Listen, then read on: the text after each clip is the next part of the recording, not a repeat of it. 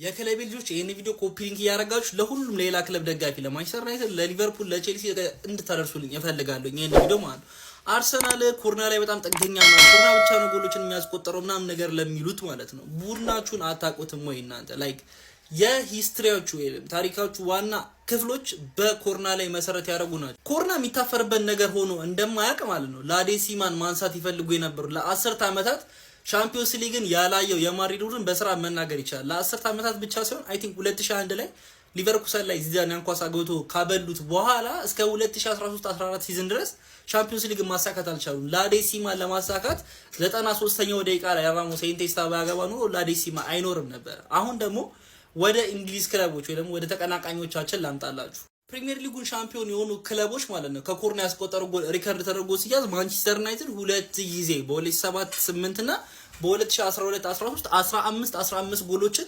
ከኮርና ዳይሬክትሊ ማስቆጠር ይችላል ትላንትና አርሰናል ያስቆጠረው 16ኛ ጎሉ ነው ዜርፎር በአንድ ነው የሚበልጠው ማለት ሁለት ጊዜ ይሄን ሪከርድ ማድረግ ይቻላል ማንቸስተር ዩናይትድ ነው ማንቸስተር ሲቲን በ2011-12 ሲዝን 15 ጎሎችን ከምን ላይ ያስቆጥራል ከኮርና ላይ ያስቆጥራል ማለት ነው እነዚህ ምላችሁ ጎሎች ደግሞ ለታይትል ቻርጃቸው ምን ያክል አስፈላጊ እንደነበሩ ደግሞ ላሳያችሁ በ2011-12 ማንቸስተር ሲቲ ዋንጫውን ሲያነሳ ማለት ነው ኢታር ላይ ጎል ሲያስቆጥሩ ካስቆጠራቸው 15 ጎሎች ውስጥ አንዱ ቪንሰንት ኮምፓኒ ያገባው ቴስታ ነበር ይሄ ኳስ ሊጉን የገለበጡበት ማንቸስተር ዩናይትድ 3 ነጥብ አሳጥተው እነሱ 3 ነጥብ አግኝተው እድሉን ወደ ራሳቸው ያዞሩበት ጎል ነው የነበረው የዛ አመት የመጨረሻ ቀን ላይ የኪፒአር ጨዋታ በኩን አጉዌሮ ጎል ቢወድም የሚታወሰው ነገር ግን 2-1 እየተመሩ የነበረበት ሰዓት ላይ ሁለት አቻ የሆነበትን ጎል ኤዲን ጄኮ ከቴስታ ነው ያስቆጠረው ከኮርና ማለት ነው አስቡት ምን ያክል ትልቅ እንደሆነ የሲቲ ታሪክ ላይ ኮርና ያን አመት ላይ በስንት አመታቸው ለመጀመሪያ ጊዜ ፕሪሚየር ሊግ ዋንጫን ሲያነሱ ወደ ማንቸስተር ዩናይትድ ደግሞ ልምጣላችሁ ቡርኑ ለ26 አመት የፕሪሚየር ሊግ ዋንጫን ሳያነሳ ማለት ሰር አሌክስ ፈርጉሰን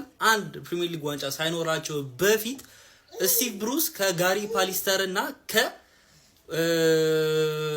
ኤርዊን እና ከጋሪ ፓሊስተር የተሻገረለት ሁለት ቴስቶች አስቆጥሮ ከኮርና ሁለቱም ከኮርና ተቆጥረው ሼፊልድን አሸንፈው ነው ፕሪሚየር ሊጉን ማንሳት የቻሉት ዩናይትድ የምን ጊዜው ምርጡ ሲዝን ተብሎ የሚታሰበው እንግዲህ ትሬብል የበላበት አመት ነው ባልሳሳ ትሬብል ማንቸስተር ዩናይትድ ሲያነሳ ማለት ነው 2-1 ሲያሸንፍ ስቶፔጅ ታይም ላይ ያስቆጠራቸው ሁለቱም ጎሎች የነበሩት ከኮርና ነው ኦሊ ጉናር ሶልሻየር ያስቆጠረው ቴዲ ሽሪንጋም ያስቆጠረው እንኳን ኮርናዎች ነበሩ ያለ እነዚህ ኮርናዎች ማንቸስተር ዩናይትድ ትሬብሉን ማሳካት አይችልም ሻምፒዮንስ ሊጉንም ማሳካት አይችልም ነበር ቼልሲ የመጀመሪያ ሻምፒዮንስ ሊግ ዋንጫቸውን ሲያነሱ ዲዲየር ድሮግባ ያስቆጠረው ምናልባትም በቼልሲ ሂስትሪ ትልቁ ጎል ኮርና ነው የነበረው ላይክ ሊትራሊ ማለት ኮርና ነው የነበረውና የነዚህ ክለቦች ታሪክ ላይ ኮርና ያለው ኢፌክት ምን ያክል ትልቅ እንደሆነ ማየት ትችላላችሁ ወደ ሊቨርፑል ስመጣ ደግሞ ስለ ሻምፒዮንስ ሊግ ምሽቶች ሳናወራለት ማለፍ የማንችለው ምሽት ይሄ የአንፊልድ ምሽት ነው 4-0 ባርሳን ያሸነፉበት ጨዋታ ነው ኮርነር ቴክ ኩዊክሊ ኦሪጊ ምናምን የሚል ኮሜንታተር ጆሮአችሁ ላይ የሚያቃጭልበት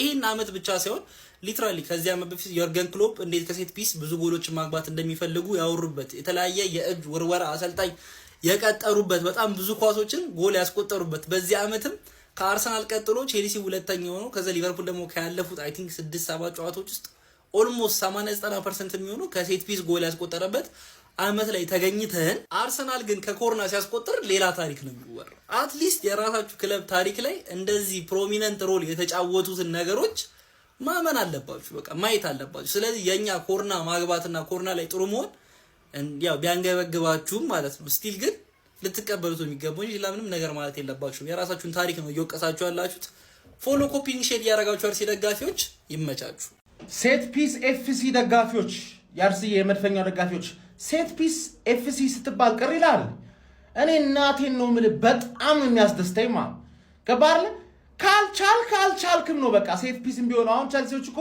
ሴት ፒስ ነው ያገቡት ሊቨርፑል ኤውላ ውጤት የተቀየረለት ሴት ፒስ ማግባት ስለጀመረ ነው ሴት ፒስ መከላከል ስለጀመረ ሴት ፒስ ማግባት ስለጀመረ ሲሪየስ ሆኖ ሴት ፒስ ኮች ስለቀጠረ ማለት የብሬንትፎርድ አዲሱ አሰልጣኝ የቶማስ ፍራንክ ሴት ፒስ ኮች ነበር ተረዳኝ አይደለ ስለዛ ታስቦ የተደረገ ነገር ነው ዘንድሮ ሪኮርዱን አቻ አርገናል 16 ሴት ፒስ በሚቀጥሉት 9 ጨዋታዎች አንድ ሴት ፒስ እንገባ ሪኮርዱ ያሽ ማለት ኦፍ ኮርስ ማን ምን ሆነ ነው ይሄ የሚያውቀው ዌስት ብሮሚች ምናምን ነገር ምናምን ያረጋበት ዌስት ብሮሚች እኮ ሌላ ጎል ማግባት ነው ሴት ፒስ ብቻ ነው ያገባው ነው ጨዋታው ገባሽ አይደለ ኦፕን ፕሌይ እኮ ማን ሲቲ ብቻ ነው ኦፕን ፕሌይ ራሱ እኮ ማን ሲቲ ነው ከኛ የበለጠ ጎል ያለው ተረዳኝ አይደለ አንደኛ ቶፕ ስኮረራችን ዘንድሮ ሴት ፒስ ነው አንደኛ። ከዛ ሁለተኛ ቪክተር ዮከሬዝ ይኖራል። ከዛ ሶስተኛ ኦንጎል ይኖራል። ትናንት ኦንጎል ደብሮት እኛ ላይ ያደረገውን ጥረት አንተ 60 ሚሊዮን ወጥቶብኛ አድክም። ኒኮላስ ዮቨር የሚባለው ሴት ፒስ ማናጀራችን ኤቭሪ ሲንግል ሴት ፒስ ባገባ ቁጥር ቦነስ አለው ይባላል። ታስቦ የተደረገ ነገር ነው። ከባርለ ሴት ፒስ ኤፍሲ ብቻ ብለ ኮሜንት ላይ እንድጽፍልኝ ነው ፈልገው። ምን ያምን ንግግር አልፈልግም። አድክም ያርሴ ቤተሰብ አካውንቱንም ቪዲዮንም ኮፒ ሊንክ አድርግ። ምክንያቱም ከ30 ደቂቃ ከ40 ደቂቃ ምናምን በኋላ ነው ቪዲዮዎች እየወጡ ያሉት። ከትላንት ጀምሮ አስተካክሉት ገብታችሁ። አየር መቃወም ያስፈልገናል። ዊ አር ዘ ገነርስ። አርሰናል ቼልሲን ኤሚሬትስ ጋብዞ ዋጋውን ሰጥቶት ከሸኘው በኋላ እንደተለመደው ያው ሁላችንም እንደምናውቀው አርሰናል የተተቸ ነው። ለምን አሸነፍክ ብሎ የተተቸ ነው። ያው እንደምናውቀው ማለት ነው። ግልጽ ነው። ይሄ ለኛ ለአርሴ ደጋፊዎች ብርቃችን አይደለም። ኮርና ለምን ከተትክ፣ ለምን ተከላከልክ፣ ለምን እንደዚህ ሆንክ እየተባለ ያው አርሰናል የሚተቸው እኮ አርሰናል የሚተቸው። ለምሳሌ አሁን አንዱ በጣም ሲተች ደግሞ የነበረው ፔናልቲ ለምን አልተሰጠበትም ነው። ለአርሰናል ዳኞች ምናምን ለአርሰናል ሲያግዙ ነበርም ተብሏል። እንግዲህ ማይባል የለም እና በጣም አሳቀኝ። አሁን ይሄ ኳስ የምታስታውሱ ከሆነ የመጀመሪያ ጨዋታ ላይ ታስታውሳላችሁ። ይሄኔ ፎፋና ማንም አያስታውሰውም። እኛ አርሶች ብቻ የምናስታውሰው አያችሁት አይደለ? ተመሳሳይ የዚህ ጊዜ ወፍ አንድ ያወራ ሰው አልነበረም። አንድ ወላ ፐንዲት በሉ ወላ ጋዜጠኛ በሉ ማንም ትዝ ያለው አልነበረም። ግን ይሄ ኳስ ስለዚህ ኳስ ግን ገና ከዚህ በኋላ 3 ወር ራሱ ይወራበታል። ለማንኛውም እኛም ተከልክለን ምንም አላልንም እና ሽንፈታችሁ በደንብ አድርጋችሁ አጣጥሙ። ቼልሲን ደግሞ ስደግፉ የነበራችሁ ሰዎች ይመቻችሁ፣ በደንብ አድርጋችሁ አልቅሱ። ይመቻችሁላችሁ። ይህን ቪዲዮ በደንብ ሼር፣ ኮፒ ሊንክ ያደረጋችሁ ፎሎ ያደረጋችሁ ሰዎች ፎሎ ያደረጋችሁ። በነገራችን ላይ ማለት ነው አርሰናል ሴት ፒስ በጣም እየተባለ ምናምን ልክ ሴት ፒስ ስናገባ ምናምን ይኸው እንግዲህ ሂሪጎጌን ምናምን ሴት ፒስ ጌን ምናምን ህዝቤ እንዳለ ማለት ነው። በሴት ፒስ አንደኛ ማን ነው? አሁን ሊቨርፑል ነው። እስቲ እነሱ ምንድነው የሚባሉት? ጎበዞች በቃ ማስተር ክላስ ምናምን ላይክ ሜክ ኢት ሜክ ሴንስ። የምሬን ነው። ሴንስ ይሰጣል አይሰጥም።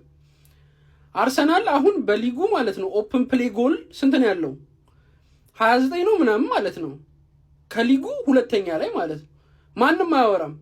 ልክ አርሰናል ሴት ፒስ ምናምን ሲያገባ ምናምን ሴት ፒስ ባይኖር ኖሮ አርሰኛ ስንተኛ ይሆን ነበር ምናምን ተብሎ ሊስት ይወጣለታ ነበር ማለት ነው። ሜክ ኢት ሜክ ሴንስ ያ ሁሉም ማለት ነው አርሰናልን የሚወግር ብቻ ነው ያለው ማለት ነው። አርሰናል የሆነ ነገር ሲያደርግ አርሰናል እንደዚህ አንተ በቃ የማይወጣለት ስታት የለም ማለት ነው። በጣም እኮ ነው የሚገርመው። እኔ ግን በመጨረሻ ኮንክሉዥን ላይ ደረስኩት። ምንድነው ጋይስ አርሰናል ማለት ነው ትኩረት ይስባል። በቃ ትልቅ ቲም ስለሆነ ትኩረት ይስባል። በቃ ኒውስ እንዲሸጡ ያረጋቸዋል። በቃ ለዛ ብለው ብቻ ይመስለኛል እንደዚህ የሚያረጉት። ስለዚህ ይመቻቸው። እናንተም መጥላታችሁን ቀጥሉበት፣ እኛም መውደዳችንን እንቀጥልበታለን። እና ጠላቶች ይመቻችሁ። ደስ ብሎናልኝ። የሆነ ውሻ አለ አይደለ? በቃ እንደፈለክ የምታዘው የራስ ውሻ ና እንትን አርግ አታምጣ፣ ይሄን አርግ አታርግ ምናምን እያልክ እንደፈለክ የምታዘው ውሻ አለ አይደለ? ቼልሲ ለአርሰናል እንደሱ አይነት ውሻ ናቸው። እግዚአብሔርን ኧረ ውርደት። የቼልሲ ደጋፊ ግን እስካሁን አለ። ባረግናቸው 10 ግንኙነት ያለፉት 10 ግንኙነት እንዴት ለእነሱ አሪፍ ቀን ከአርሰናል ጋር አቻ መውጣት ነው። ይኸው ዛሬም ተሰጣቸው እና ምን ለማለት ነው፣ ሁሌ ቼልሲ ስናገኝ እኔ ቼልሲ ትልቅ ክለብ ነው ብሎ እስካሁን የሚያምን ሰው ይመርመር። እኔ እግዚአብሔር ቼልሲ ሁሌ ስንጮታቸው 3 ነጥብ ብዬ ነው ማምነው።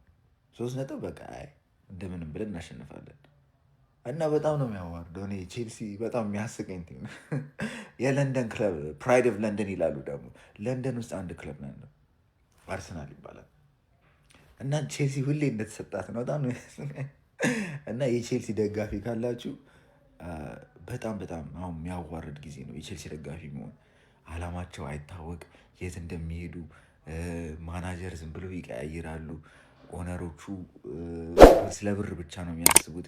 የሚገዙት ተጫዋቾች ተመስገን የቼልሲ ደጋፊ ያላገኝ አምላክ እንችላለን።